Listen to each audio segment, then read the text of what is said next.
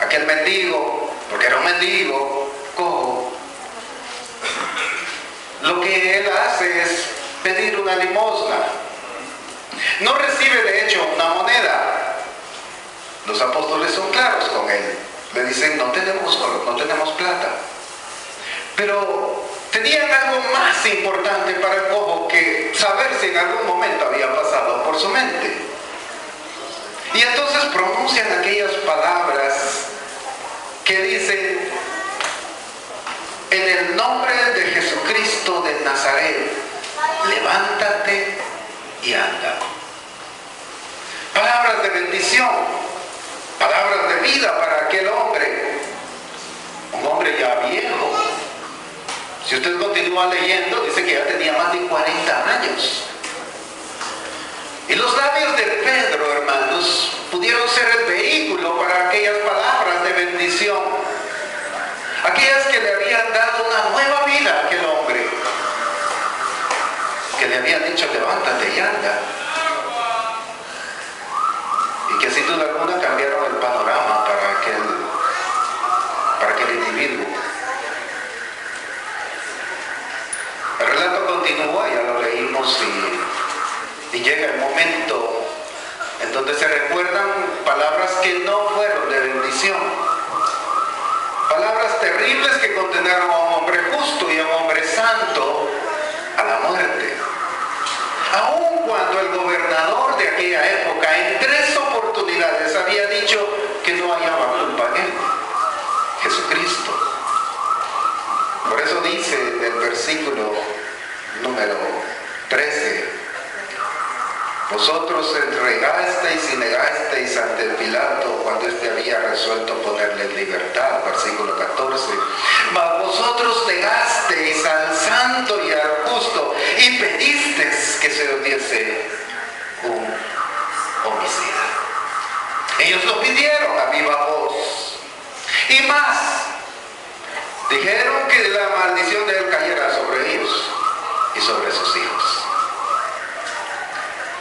Palabras de maldición,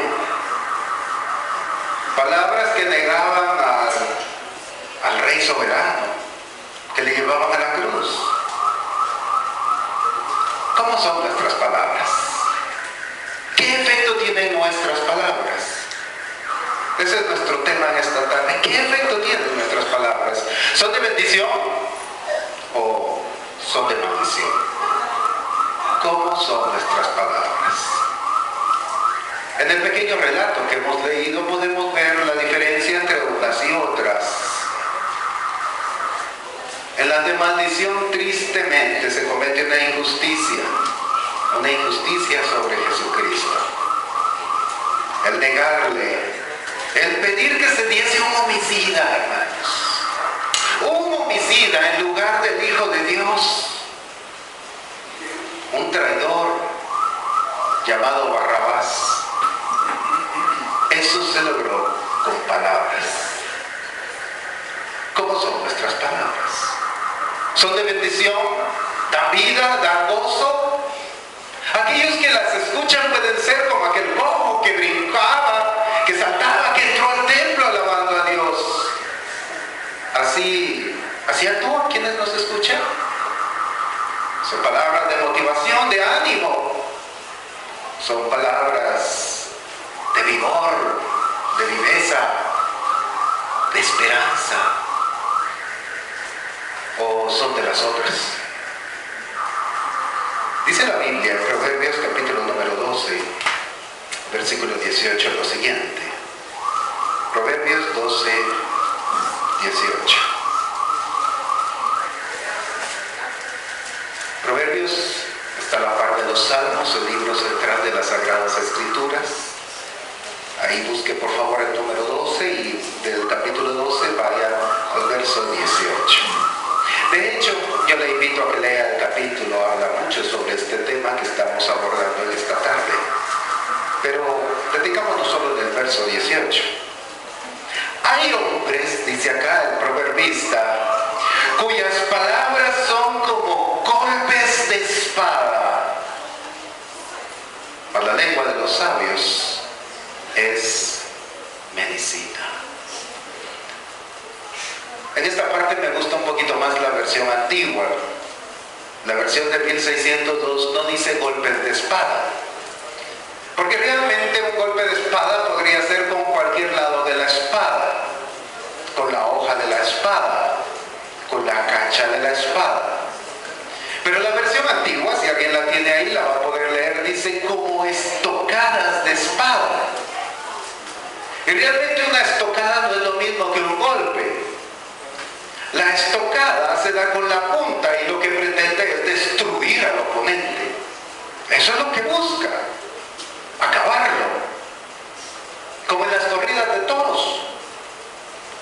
Cuando después de que usan el capote, creo que así se llama, ya le dan al matador las espadas, ¿verdad?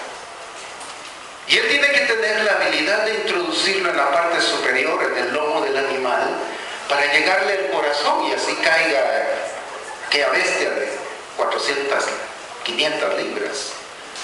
La espada tiene esa habilidad, la espada no tiene la habilidad, es el torero, pero tiene esa característica el instrumento de que por su punta, al meterlo de manera diestra en el animal, puede llegar al mismo corazón.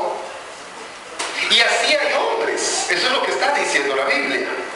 Hay hombres cuyas palabras, hermanos, son como estocadas de espada. Y la pregunta es, ¿así son nuestras palabras, hermanos? ¿Que pretenden destruir, acabar al enemigo? O por el contrario, como lo dice aquí el proverbista, son medicina. Sirven para curar, para vendar, para aliviar. Viene a mi mente rápidamente la historia del buen samaritano, ¿recuerda usted? Dice que el buen samaritano encontró aquel varón tirado. Y él no fue como el levita ni como el sacerdote, que como decimos nosotros se hicieron los locos, se hicieron de la vista gorda, que pasaron de largo, usted lo sabe, sino que se quedó con aquel varón y dice que le echó, ¿recuerda usted? Vino, le suavizó las heridas, lo curó. Ahí en el mismo lugar le dio los primeros auxilios. Lo tomó, lo puso en su veste y se lo llevó. Así deben de ser nuestras palabras. Palabras que sanen corazones tristes, tal vez con una pérdida, un hijo que se ha ido, una esposa que ha abandonado el hogar. ¿No es así nuestra vida, hermanos? Rodeada de personas que trabajan con nosotros, o el carnicero, o la señora de las verduras, que viven muy mal tristemente, que están a punto de divorciarse, que están a punto de tomar una mala decisión. Nuestras palabras pueden ser medicina, pero también puede ser la última estocada, ¿verdad? Que ya estén heridos, que estén moribundos, y nosotros tengamos la habilidad de tomar la espada e introducírselas para acabarlos. Hay hombres cuyas palabras son así, como estocadas que pretenden destruir. Pero nuestras palabras tienen muchas otras características. Vaya a Colosenses capítulo 3, por favor. Colosenses capítulo número 3. Versículos 8 y 9. Colosenses 3, 8 y 9. Dice así. Pero ahora, dice Pablo a los colosenses, dejad también vosotros todas estas cosas, iro, enojo, maledicencia, blasfemia, palabras deshonestas de vuestra boca. No mintáis los unos a los otros, habiendo despojado del viejo hombre con sus hechos. Si antes mentíamos, hermanos, eso hay que dejarlo. Debemos de aprender a ser sinceros. Aquí en la palabra del Señor, en esta porción, aparecen tres características de nuestro hablar: la blasfemia, las palabras torpes, como aparece en otra versión, y la mentira. Quiero empezar con la mentira. ¿Practicamos aún la mentira o nos hemos alejado de la mentira?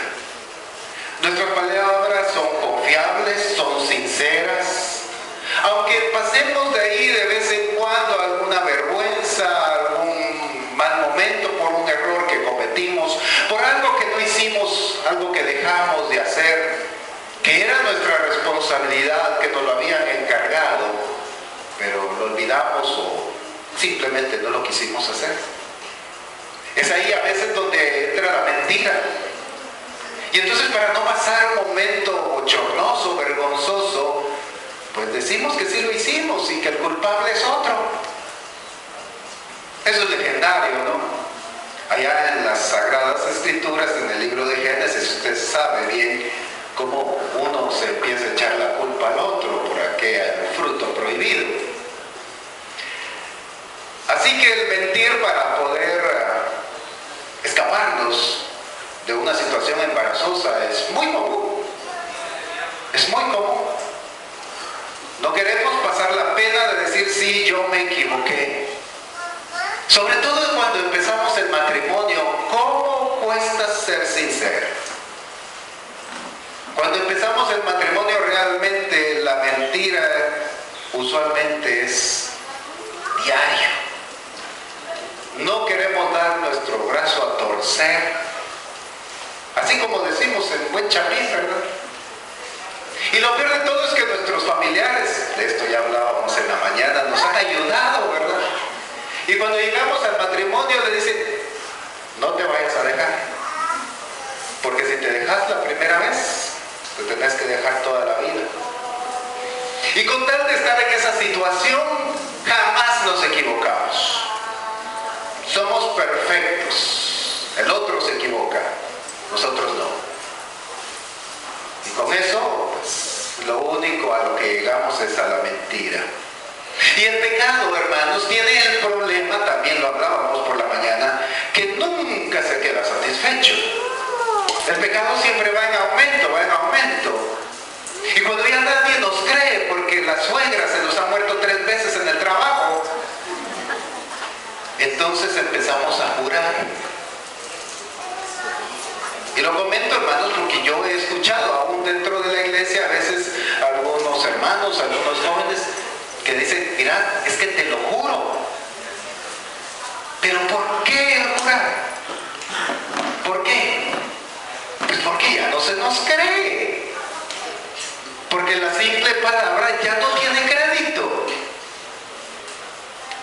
Y entonces es menester usar otra herramienta para que nos crean. Jurar. Primera carta a Timoteo. Mire, este problema de la mentira es grave. Primera carta a Timoteo, capítulo número 1. Repito, primera carta a Timoteo, capítulo 1, versículo 8, 9 y 10. Pero sabemos que la ley es buena si uno la usa legítimamente.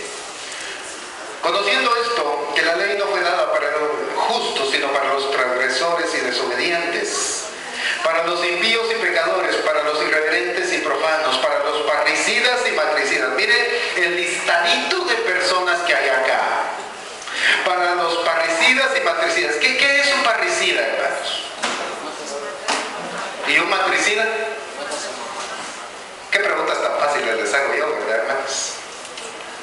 Sí, matar al papá, matar a la mamá.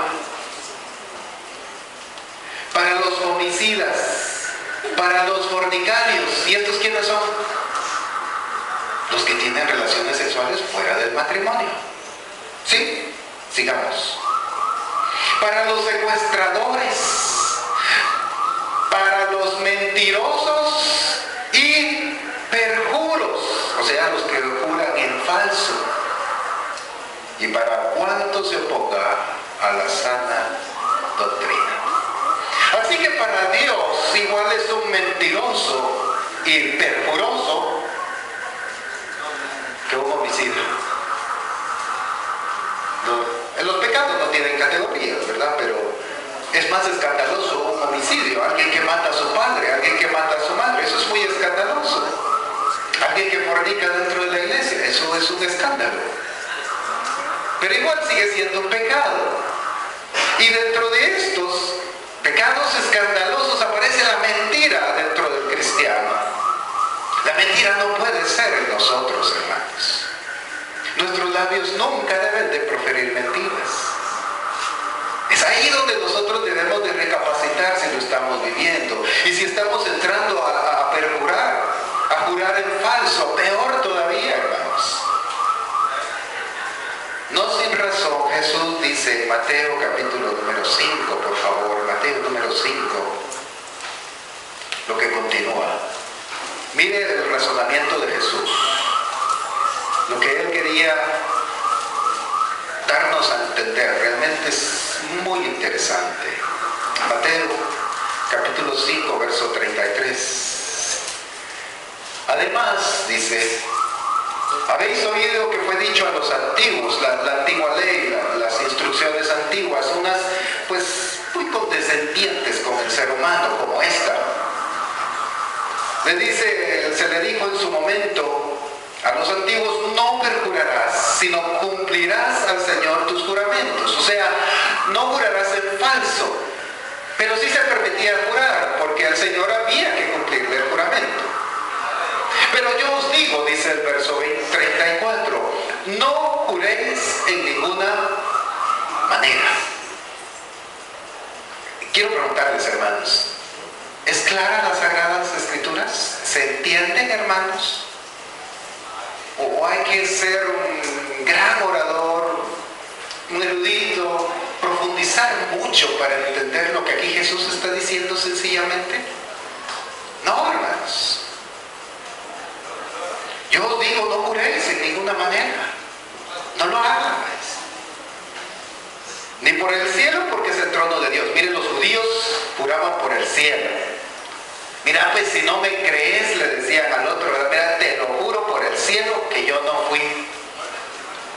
Yo no fui, fue la compañera aquí del trabajo, ella fue. Yo no fui. Te lo juro por el cielo, que me parta un rayo si no es cierto. Entre paréntesis, por aquí caen rayos, hermanos, en las personas. ¿Verdad, hermano Maco? Hermano Maco nos estaba contando ahí una historia así, por aquí cerquita, hermanos. No juráis por el cielo. ¿Por qué no había que jurar por el cielo? Porque es el trono de Dios, hermanos. Qué delicado, ¿no? A ver si algún día meditamos sobre esto, hermanos. Es que es el trono de Dios.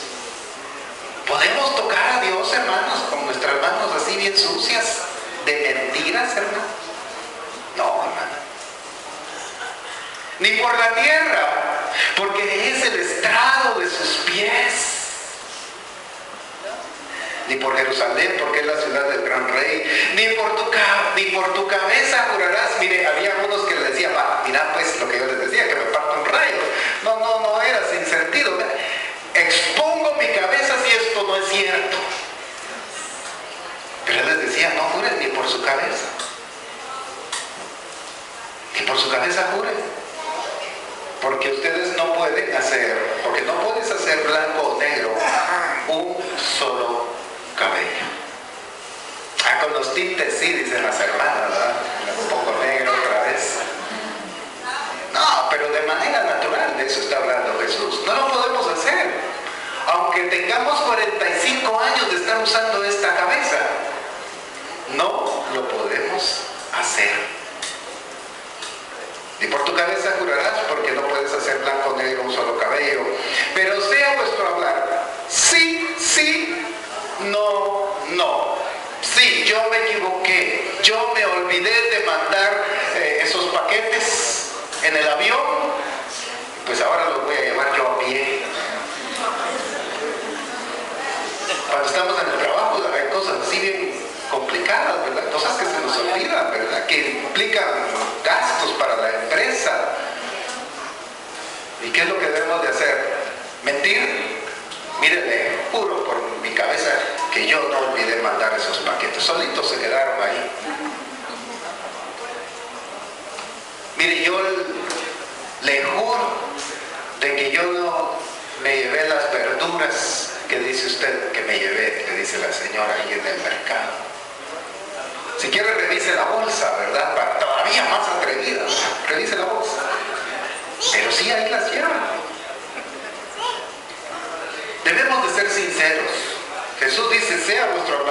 sí, o no, no. Porque lo que es más de esto, dice el Señor, porque lo que es más de esto, de mal procede. Mire, la mentira es un camino de perdición. Si nuestros labios, en vez de estar dando bendición, hermanos, están dando mentira, ese es el camino de la negación, de la maldad, de la perversión.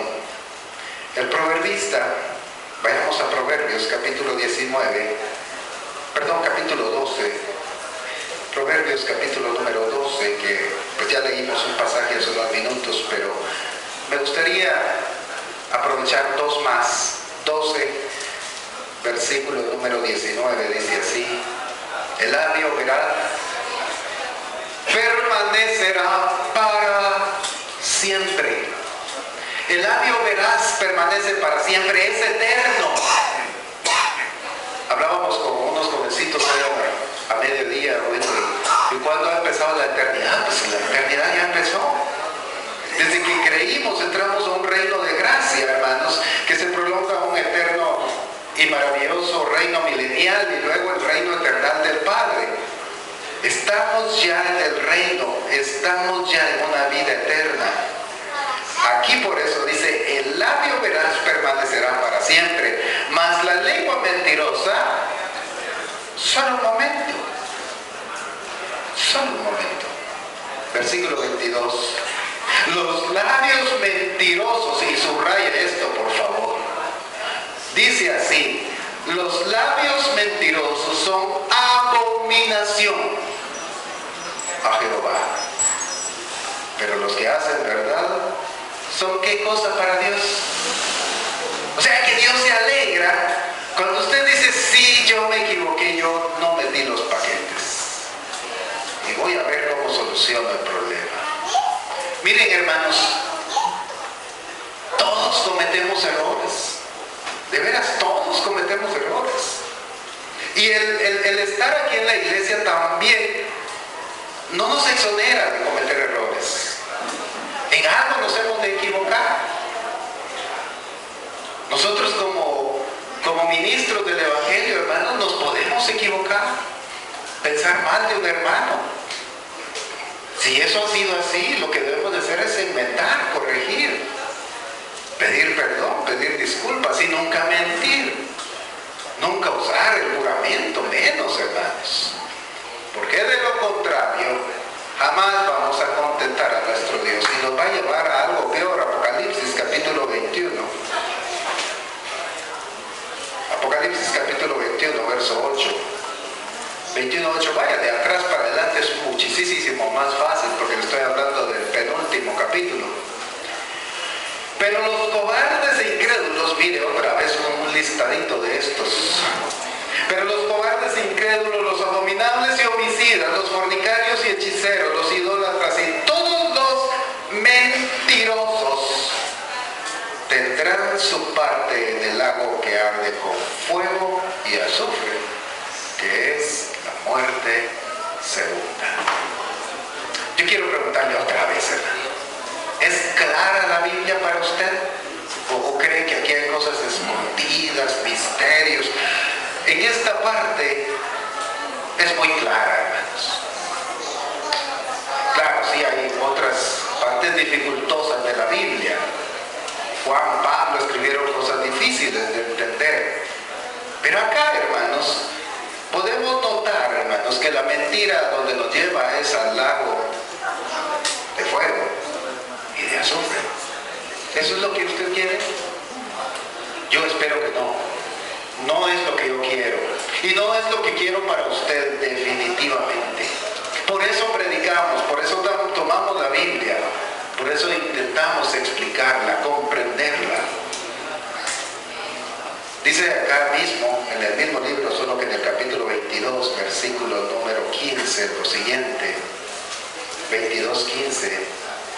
Mas los perros están fuera, y los hechiceros y los fornicarios, los homicidas, los idólatras y todo aquel que ama y hace, ¿qué dice ahí, hermanos? Y es que la mentira se llega a amar. Es lo que está diciendo ahí, ¿no? La mentira uno lo llega a amar. A ver, ¿cuántos aman aquí a alguna persona? ¿Cuántos aman a su pareja? Levanten la mano los que aman a su pareja. Damos la vida por nuestra pareja, le amamos, nos sacrificamos por ella, entregamos nuestro ser por ella. Amar a la mentira, hermanos, es un extremo como todos los extremos que nos lleva al pecado. Pues si la mentira nos saca de apuros, la mentira nos evita tener que dar explicaciones, tener que ver cómo mandamos los paquetes, ver cómo arreglamos el tema de la pintura que la pedimos mal. Y así un sinfín de problemas que nos ahorramos con la mentira. Y hay muchos que aman la mentira. ¿Practica usted la mentira? ¿Practico yo la mentira, hermanos? Pues es un llamadito de atención para aquellos que lo hacen. Porque aquí dice claramente, hermanos, que están fuera. Lea el verso anterior, verso 14. Bienaventurados los que lavan sus ropas para tener derecho al árbol de la vida y para entrar por las puertas de la ciudad. Pero los perros están fuera. Y ahí están los que aman la mentira. Dejemos la mentira y avancemos en Colosenses, siempre capítulo número 3, por favor. Colosenses, lo leímos y aquí había 3 aspectos que habla Pablo en relación a las palabras. Empezamos de atrás para adelante en el verso 9, donde decía, no mintáis los unos a los otros, pero yo quiero ir para atrás. Al final del verso 8 dice que debemos de evitar, debemos de dejar palabras deshonestas de nuestra boca. La versión de Jerusalén, que es otra versión de la Biblia, esta parte la traduce como obscenidades. La nueva versión internacional, lenguaje obsceno. La Biblia Peshitta, conversaciones sucias. La versión antigua de 1602, torpes palabras, y Dios habla hoy, palabras indecentes. Y es que es triste, hermanos, y delicado saber de que aún dentro de la iglesia, hermanos, en sus hogares, a veces todavía practican las palabras indecentes, palabras torpes, o las malas palabras, pues. Sobre todo en la juventud, son demasiado pegajosas. Mire, yo entiendo, yo recuerdo también que en mi juventud pues era muy difícil no tener amigos que hablaran malas palabras. Casi todos las hablaban. Era tan común esas palabras deshonestas, esas palabras desagradables, esas torpes palabras, que al ratito uno las estaba diciendo también. Y bueno, eso podría estar tolerable antes de conocer a Jesús. Pero cuando ya conocemos el cristianismo, cuando ya hemos entrado, hermanos, esas palabras hay que dejarlas. Esas palabras torpes, esas palabras obscenas. Yo me imagino que usted conoce a más de algún vecino que se tratan con su esposo con puras malas palabras. Es terrible. Esto es una plaga, es una gangrena. ¿Cómo son nuestras palabras? ¿Son así o son amables, son dulces, son tiernas con nuestra esposa, con el varón? ¿Cómo son? Yo les decía cuando estaba en mi juventud, yo conocí al Señor a los 15 años. Y antes de eso, hermanos, pues mis amistades eran personas que era difícil contarles una palabra buena. No digamos cuántas palabras malas decían. Y en esa situación, pues yo también me involucré en esto, pues desconociendo lo que el Señor quería. Y pienso que así muchos de los jóvenes también se ven muy tentados, muy atraídos. Y cuando estamos en esta vida y siendo ya trabajadores, personas con un empleo, nuestros compañeros de igual manera se tratan de una forma terrible, grosera, abusiva. pero también con malas palabras. Y llegamos a la casa, llegamos al hogar, y aquella mujer que espera escuchar aquellos piropos que le decíamos cuando éramos jóvenes, ¿verdad? Mira, si la luna fuera de queso. Bien que saben aquí los hermanos, yo no tengo ni que seguir yo el piropo. Con esas palabras dulces les platicamos al oído, les endulzamos el oído. Y cuando llegamos a la casa ahora, años después, ya casados, aún cristianos, lo que escuchan son groserías, palabras desagradables. Así como que estuviéramos tratándonos allá con los compañeros del taller. Algo así, si no es que peor. Como cuando nos tratamos con los del mercado, no sé, los del colegio, los de la universidad. Eso recibe nuestra esposa. Aquella que gusta de las palabras dulces, de las palabras amables, del que se le pidan las cosas por favor, de que seamos agradecidos. Eso es lo que escucho. Sí, dicen las hermanas, desde aquí las estoy viendo. Pero ¿qué decir de las mujeres también? ¿O no hay mujeres que tienen una boca bien grandecita? Sí, hay mujeres que tristemente, hermanos, francamente, a mi sentir, deja mucho que desear del género femenino. Yo, una mujer, personalmente así lo concibo, tal vez desde pequeño, aquella mujer que tiene palabras tiernas, dulces. Pero yo he visto unas mujeres, hermanos, lo vi esta semana, apúrate, le grita a su hijita, apúrate, hombre. Los grandes gritos a media calle, hermanos. ¿Es una actitud tierna de una mujer esto?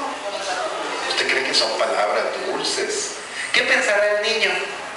O la niña, porque en este caso era una niña a la que se le estaba gritando ahí a media calle. ¿Qué pensará, hermanos? Pues seguro va a decir, bueno, así se trata a los hijos, ¿verdad? Como que fueran animalitos, que no entendemos. Pero no, los niños entienden. Si usted le habla a un niño y le explica, el niño entiende, porque los niños también tienen la imagen de Dios. ¿O no, hermanos? Claro que sí, la inteligencia, la habilidad. Si no, póngale ahí un teléfono celular de última generación a un niño a ver si no lo sabe manejar. ¿O no es así, hermanos? Más que uno. Porque ellos tienen la inteligencia, la creatividad de Dios. Pero ahí iba la mamá, hermanos, iba adelante con otro muchachito. Pues yo sé, tal vez cansada, era mediodía, venía del mercado, y la otra niña pues venía recogiendo flores, venía jugando la niña, ¿verdad? Porque era una niña, hermanos. ¡Apúrate vos! ¿Es eso tierno, dulce? ¿O le parecen a usted palabras torpes de una mujer? Usted póngale el título o la etiqueta que quiera ponerle. Pero para mí, que eso no le va a una mujer. Y menos si es una mujer cristiana. No le combina, pues. Algo así como cuando nosotros nos ponemos camisa azul con pantalón verde, ¿verdad? Y calcetines fuchsia. Algo así se mira eso, hermanos. Algo feo, hermanos. Pero de puras palabras, del trato. Mire, si hay algo que el Señor maravillosamente nos ha regalado, es el don de poder hablar, hermanos. Los animales no tienen ese don, no tienen ese regalo del Señor. Nosotros sí podemos expresar con palabras cuando estamos tristes, cuando estamos acongojados.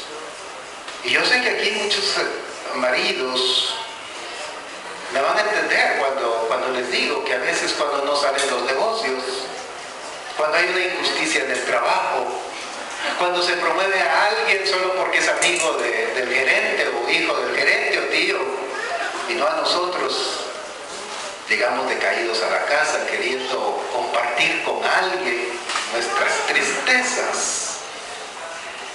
Y es aquella mujer la que nos sirve de psicólogo para la catarsis respectiva, ¿no? Y poder liberar nuestros sentimientos y dejarlos ya ahí tirados.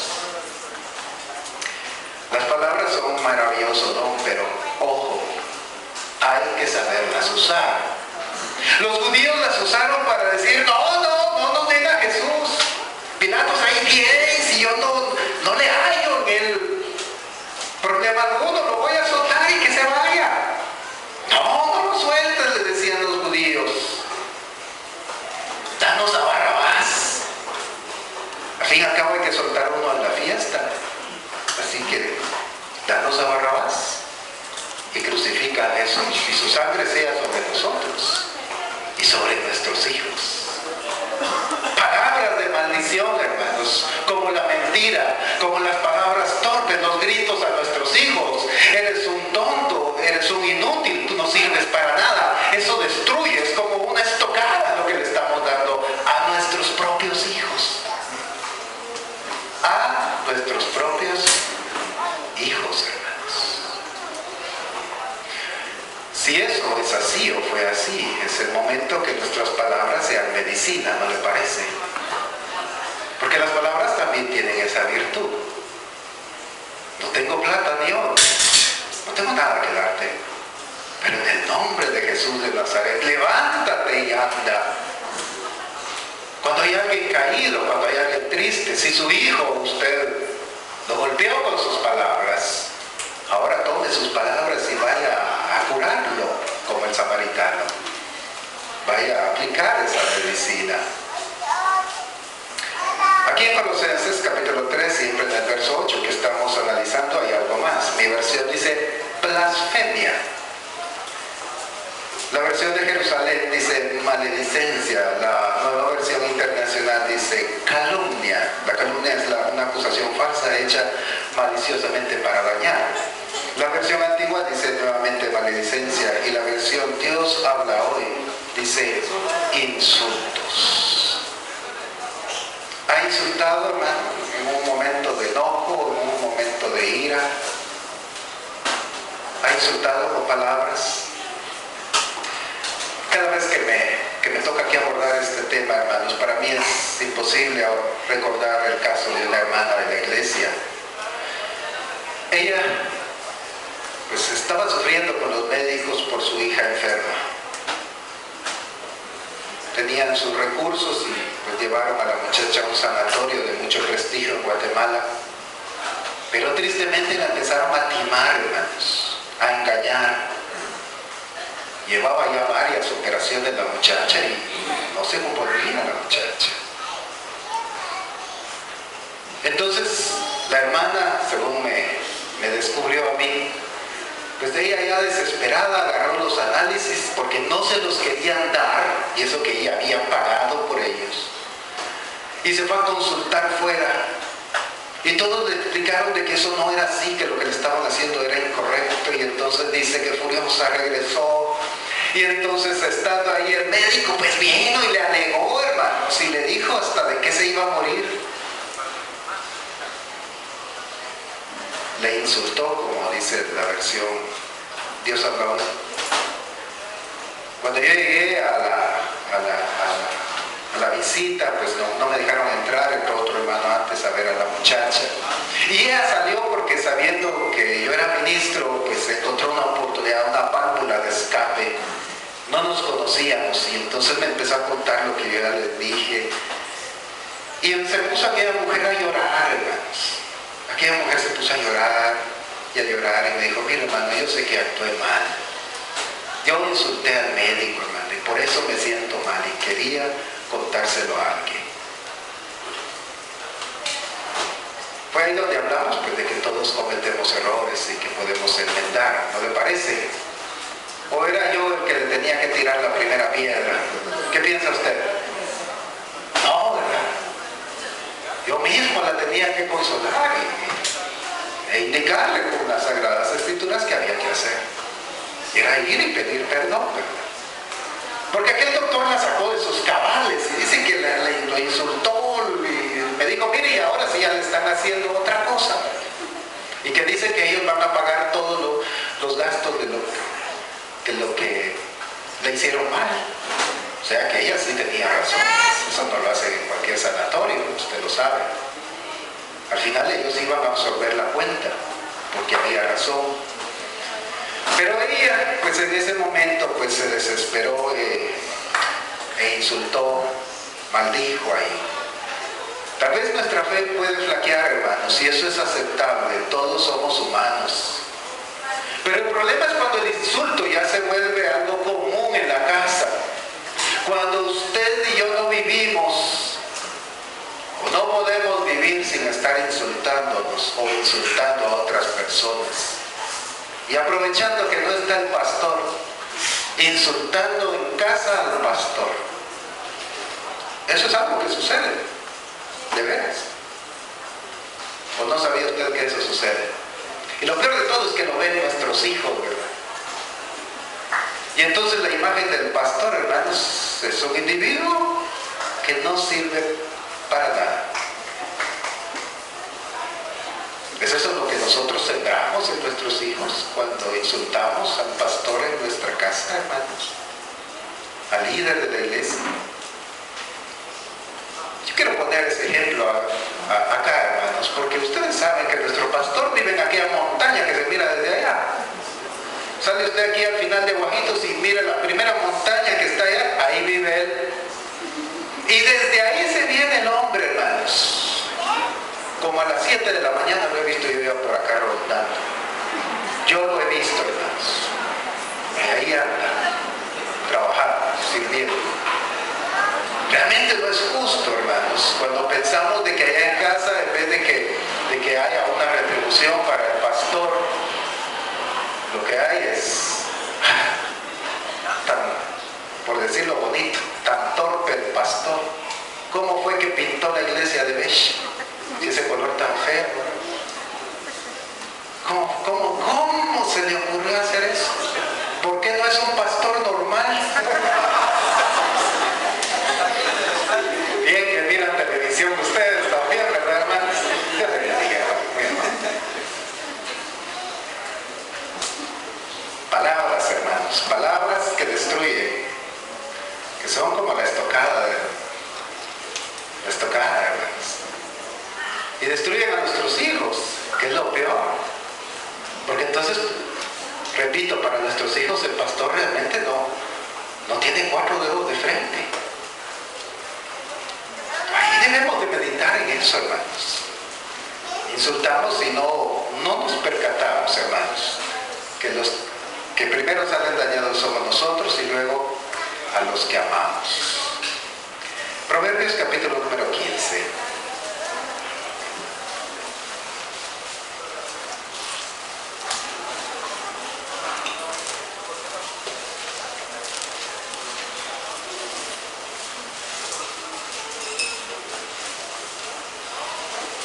Es que ¿sabe qué es lo que pasa, hermano Carlos?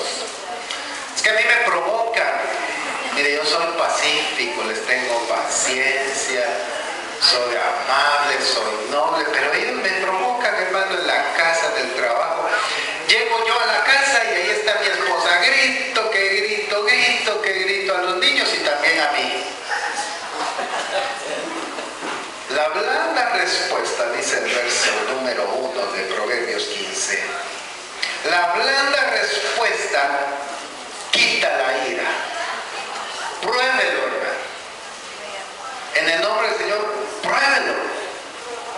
Cuando esté allí su esposo, alega, que sí, que quemaste los frijoles, que no sabes hacer frijoles, que mi mamá sí los hacía bien ricos, con su cebollita, su tomatillo. Pruébelo. Dígale, sí, mi amor, es que tu mamá es muy buena cocinera. Pruébelo, ¿cómo deja parado siempre?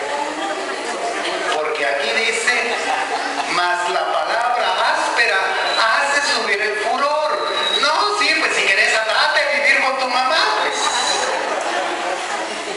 Y entonces él alega también, no, pues yo aquí vivo y para eso te doy el sustento. Ah, pues toma esa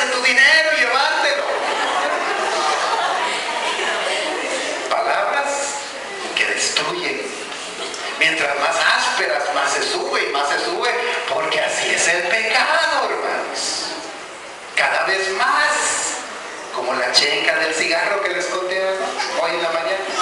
O el humo que olía aquel señor que no tenía ni para cigarros. Y después, con un cigarro prendiendo el otro, ¿verdad? ¿Ha visto eso? Hay personas que con un cigarro prenden otro, hermanos. El vicio es tal, hermanos, que no puede ser de otra forma. Y entonces nosotros no somos tales, que venimos, somos sencillos, somos humildes, como lo fue Jesús allá en la cruz, porque ahí también le decían, tú le decían, que destruyes el templo y en 3 días lo reedificas, baja de la cruz y creeremos en ti. Ofensas, gritos ahí en contra de aquel que estaba entregando su vida por nosotros. Y Jesús nos dijo, que caiga un rayo y que los parta. No, hermanos. ¿Qué fue lo que dijo Jesús? ¿Recuerda usted? Perdónalos, porque no saben lo que hacen. Palabras de vida, hermanos, de bendición. Palabras de sanidad, hermanos. Palabras dulces. Palabras que pueden cambiar a las personas. ¿Qué pensarían los hombres estos años después, hermanos, al recordar las palabras de Jesús? Perdónalos porque no saben lo que hacen. ¿Qué habrán pensado, hermanos? ¿Qué habrá pasado por su mente? Sobre todo por su conciencia. Habrán dicho, bueno, qué mal actuamos. Qué feo lo que hicimos y qué feo lo que dijimos. Y qué palabras más dulces y más blandas las de Cristo Jesús. Mire, lo que sucede muchas veces, lo confirmo aquí con la Biblia, Proverbios 19, versículo 11, es que no nos contenemos. No podemos contener nuestra ira, nuestro orgullo es muy grande. Rápido nos sentimos muy indignados. Es que mira, hermano, es que yo me enfurecí porque es que mi honor, hermano, mi imagen, como dijo una vez un hermano, mi imagen está siendo dañada. Yo le digo, no venimos a eso a la iglesia, hermano. Venimos a ser humildes, a ser obedientes, como Jesucristo, que por lo que padeció, dice la Escritura, aprendió a ser obediente. Proverbios 19, 11. La cordura del hombre detiene su furor. O sea, el Señor anhela que nosotros seamos cuerdos, hermanos, que nos contengamos, aunque sea una injusticia lo que estemos sufriendo, aunque el grito que nos esté dando el jefe, hermanos, sea de veras injusto porque nosotros no fuimos. Conténgase. Va a disculpar el ejemplo, pero es algo así como aquellos perritos, ¿verdad?, que les ponen la pita cabal a la verja, cabal a la puerta, ¿verdad?, y ponen el rótulo ahí, cuidado, perro peligroso, y cuando llega alguien a tocar, sabe, pero cuando llega a la puerta, ¡tum!, lo jala la soga, ¿verdad?, y no pasa de ahí. La cordura debe de restringirnos el paso, hermanos, de detenernos. A veces somos muy sulfurosos, pues, muy exaltados, rápido, hermanos, nos airamos. Y por eso dice acá, la cordura del hombre detiene su furor y su honra es pasar por alto la ofensa. Es que me ofendió, y aquí en la iglesia a veces pasa mucho eso, ¿verdad? Y ahí tiene el pastor una lista de quejas, ¿verdad? Que el fulano ofendió a sultano y sultano a mengano, y este también ofendió a todo el departamento de evangelismo, y el departamento del coro ofendió al departamento de... No, hermanos. Aquí no deberían de haber ofendidos. Y por supuesto no deberían de haber ofensores, porque todos somos llamados a la paz. Pero si alguien por alguna razón se exalta y se enoja, debemos de aprender, hermanos, a sufrir el oprobio, la ofensa. ¿Por qué no? ¿No lo sufrió Jesús en la cruz, hermanos? ¿Y por qué nosotros no? ¿Por qué nosotros no? Nosotros sí tenemos que hacer valer nuestros derechos, ¿verdad? Como dicen en la televisión. Así dicen en la televisión.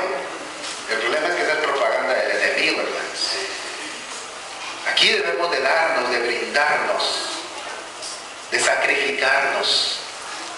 Capítulo 12 de acá mismo, es lo mismo, pero con otras palabras, si usted quiere. Si quiere verlo como ya lo vimos, o si usted quiere verlo de esta otra manera. Proverbios capítulo número 12, versículo número 16. Les repito, si pueden leer todo el capítulo 12 de Proverbios, después de este sermón, después de esta prédica, hágalo.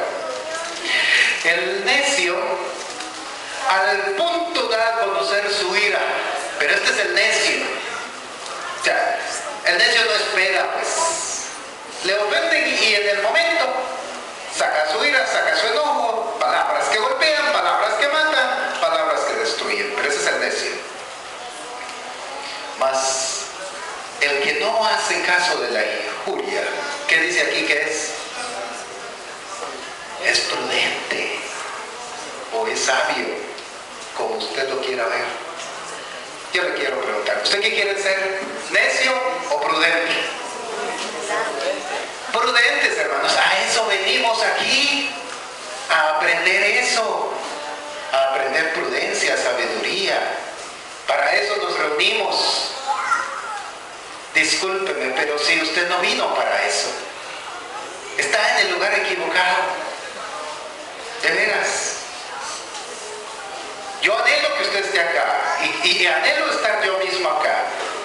Pero si no venimos por una bendición, por algo que sea útil, por ser sabios, entendidos, prudentes, discúlpenme, pero estamos perdiendo el tiempo. El necio a punto da a conocer su ira, más el que no hace caso de la injuria, él es prudente. A veces nos desatamos, nos molestamos tanto y por eso el proverbista acá mismo recomienda Proverbios capítulo número 10, versículo 19. Proverbios 10, 19, por favor. Acá cerquita, 2 páginas atrás. Proverbios 10, 19. En las muchas palabras no falta el pecado, mas el que refrena sus labios, así como aquello de la soga del perrito, ¿no? El que refrena sus labios, dice acá, es prudente. Callado lo dejé, dicen las personas ahí en el mundo, ¿verdad? Y le dije, y le dije, y le dije, y le dije, callado lo dejé. Qué orgullo, ¿verdad? Qué satisfacción personal, ¿verdad? Qué alegre, qué rico. Pero qué necio, qué torpe, hermanos. Qué falta de sabiduría. Mire, esto inclusive nos contaminó en un tiempo. Cuentan los antiguos, los que empezaron la obra, de que muchos de ellos se iban a algunas iglesias, a algunas congregaciones dominicales a discutir, y así a puras palabras, ¿verdad? A ver quién sabía más de Biblia. ¿Qué tal? ¿Qué le parece? Qué orgullo, ¿verdad? Qué bonito. Callados los dejamos, decían, venían contentos, según cuentan ellos, ¿verdad? Así venían contentos, hermanos, qué alegres, fuimos a aquella iglesia y callados los dejamos. ¿Cómo lo ve usted eso? Esa actitud. Como sabios, que sabios los hermanos, sabían mucho de Biblia. Y no digo que no. Gracias a Dios siempre ha habido mucho conocimiento de Biblia. Pero esa actitud, hermanos, no es la que busca el Señor. Eso no es lo que el Señor quiere. Y menos ya regresando a nuestra aplicación personal, en nuestra casa, en nuestro trabajo. No es un orgullo que usted deje callado a su jefe, aunque usted tenga razón. No lo es, hermano. Sea paciente, sea tolerante, sea humilde, seamos sencillos. Aprendamos a sufrir el oprobio, la injuria, la ofensa, hermanos. Y no acabarnos en palabras ahí que hagan callar a las personas, como se dice allá en el mundo. Un par de versos más. Proverbios capítulo 18, verso 13. Consejos del Señor, no míos, hermanos, no míos. Yo no lo escribí, yo solo lo estoy leyendo. sino son consejos del Señor que yo anhelo, hermanos, que usted y yo podamos ponerlos en práctica, porque las palabras tienen poder en el buen sentido de este título. Proverbios 18:13. Al que responde palabra antes de oír, mire este exceso, pues, porque así es el pecado. Mire, hay personas que ni siquiera quieren escuchar razones, pues, antes de que la persona le diga, mira, es que yo hice esto, por esto y esto, no lo escuchan. Pues al que responde palabras antes de oír, dice, le es fatuidad y oprobio. La versión de Jerusalén dice, le es necedad y bochorno. Nueva versión internacional es necio y vergonzoso. Dios habla hoy, eso es necedad y es vergüenza. Hay que aprender a escuchar a las personas, pero a veces ni les dejamos hablar, sino que llamamos nosotros, ¿verdad? Porque cuando estamos tan indignados, empezamos a hablar y a hablar nosotros. Santiago dice en el capítulo 1 lo siguiente, Santiago 1:19. Santiago 1:19. Por esto, y que sea esto para usted y para mí, y una muy buena conclusión del apóstol Santiago, por esto, mis amados hermanos, todo hombre sea pronto para oír. Escuche lo que le tengan que decir. Tardo para hablar y tardo para airarse.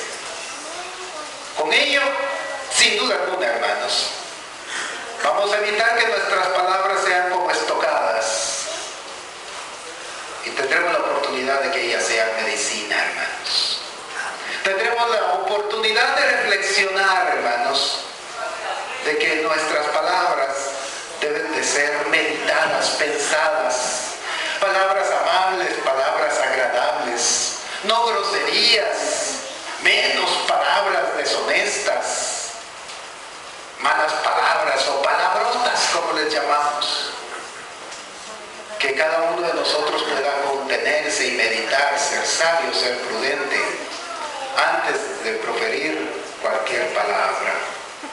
Acuérdese, en las muchas palabras nunca falta el pecado. Sea mesurado, sea amable, sea dulce, sea sincero, como Jesús lo decía, sí, sí o no, no. Y que nuestras palabras sean de bendición, de vida, como la vida que recibió aquel cojo frente a la puerta de la hermosa, y no de maldición como allá en el Calvario. Que Dios les bendiga, amados hermanos, y paz a vosotros.